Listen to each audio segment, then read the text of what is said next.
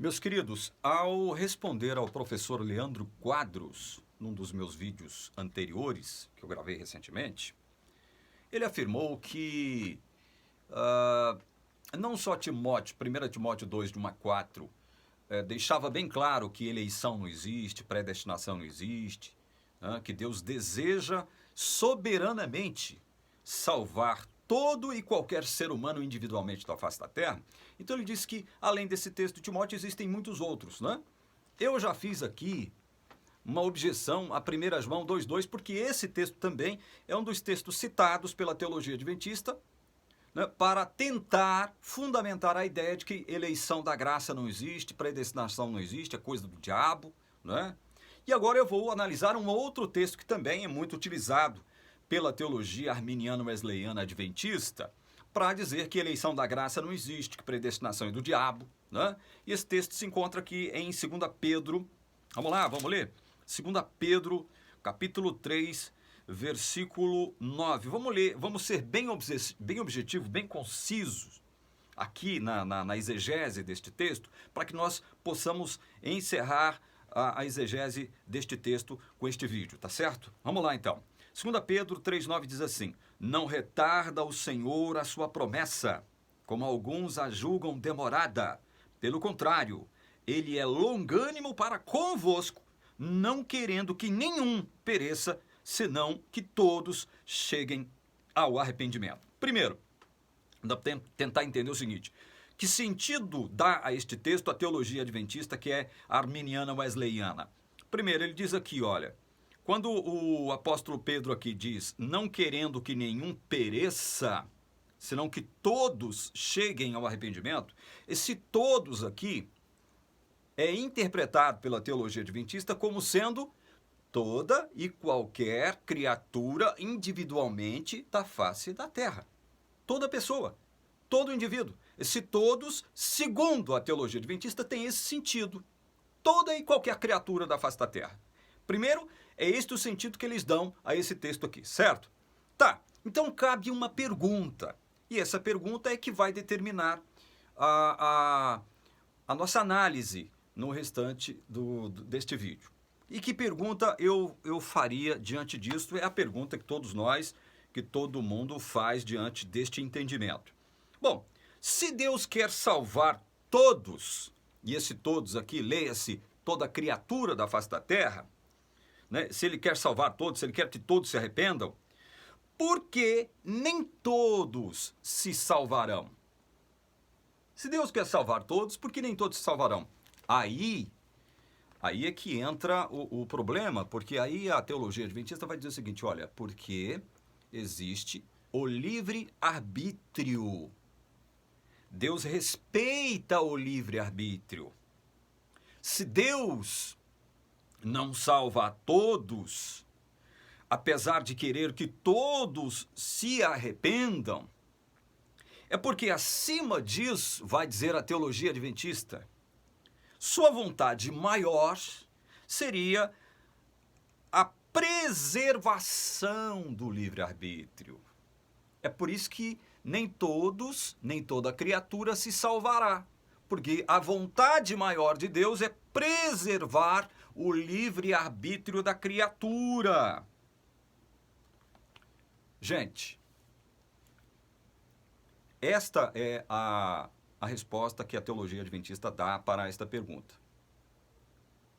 Analisemos o seguinte, então, com base neste argumento, de que a vontade maior de Deus é de preservar o livre-arbítrio da criatura e, em função disso, nem toda criatura será salva.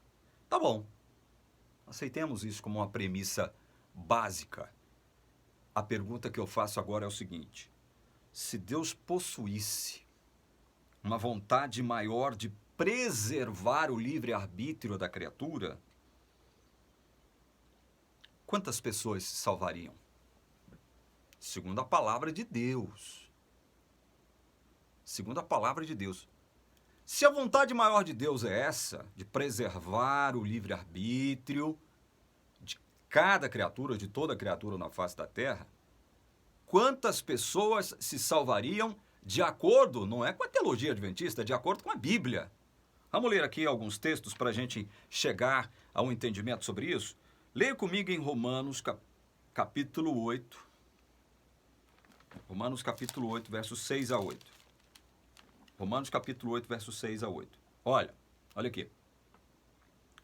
Portanto, os que estão na carne não podem agradar a Deus.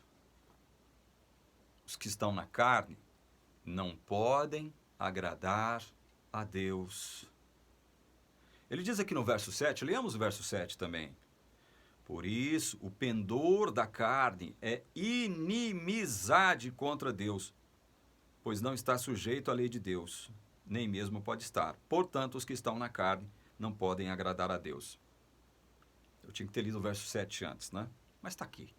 Nós lemos os versos 7 e 8 de Romanos, capítulo 8, que nos diz o seguinte, que o pendor da carne, ou seja, a carne só pende para o quê? Só pende para o quê?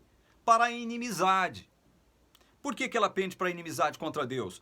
Porque ela não está sujeita à lei de Deus e nem mesmo pode estar. Olha só o que Paulo está falando. A carne não pode estar sujeita à lei de Deus. Por quê? Porque ela é inimiga de Deus. Ela não pode, ela não tem o poder de se sujeitar à lei de Deus, a obedecer a Deus, à vontade preceptiva de Deus. A carne não tem esse poder. Sou eu que estou falando? Não, é Paulo que está falando. Olha o verso 8. Portanto, os que estão na carne não podem agradar a Deus. Quem está na carne não pode é não poder, é não ter habilidade, é não ter aptidão, não ter capacidade de agradar a Deus, meus irmãos. Portanto, se Deus possui uma vontade maior de preservar o livre-arbítrio humano, se ele possui uma vontade maior de preservar o livre-arbítrio humano, além de querer que todos se arrependam, quantos seriam salvos? Quantos seriam salvos? Segundo os dois textos, os dois versículos que nós lemos. Nenhuma pessoa seria salva. Porque quando nós chegamos neste mundo, chegamos enquanto carne. E a carne não pode agradar a Deus, por quê? Porque ela não pode se sujeitar à vontade preceptiva de Deus, manifestada, expressada em suas leis. Não pode, é impossível, não pode, é impossível. E Jesus deixou bem claro uma coisa, olha só. Vou ler de novo, capítulo 6 de João, verso 63. O Espírito é o que vivifica, a carne para nada aproveita. A carne para nada aproveita. A carne para nada serve. Então, se Deus, mesmo querendo que todos se arrependam, tem uma vontade maior de preservar o livre-arbítrio da carne, quantas pessoas seriam salvas? Nenhuma. A carne para nada aproveita, a carne não pode agradar a Deus, a carne não pode se sujeitar a Deus. E aqui em João 3, o próprio Cristo conversando com Nicodemos diz o seguinte, olha, em verdade te digo, quem não nascer da água e do Espírito não pode entrar no reino de Deus. Verso 6, o que é nascido da carne é carne, e o que é nascido do Espírito é Espírito. Veja, gente, o que é nascido da carne é carne. Nós chegamos a este mundo enquanto carne.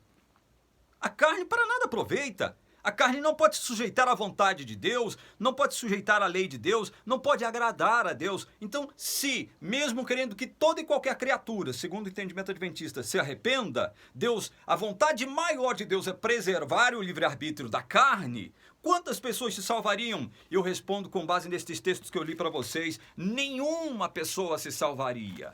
Nenhuma pessoa se salvaria. Portanto, esse argumento de que, não, Deus quer que todos se arrependam, toda criatura se arrependa, mas ele preserva o livre-arbítrio humano, livre-arbítrio da carne. Quantas pessoas salvariam? Nenhuma. Zero pessoas se salvaria. Tá? Eu vou encerrar esse vídeo aqui, porque a minha câmera já sinalizou que a bateria está acabando. E eu quero fechar esse vídeo com este primeiro entendimento a respeito de 2 Pedro, capítulo 3. No próximo vídeo, nós vamos resumir a exegese de 2 Pedro, capítulo 3, ok? Que Deus abençoe você que assistiu esse vídeo até o final. Em nome de Jesus. Amém.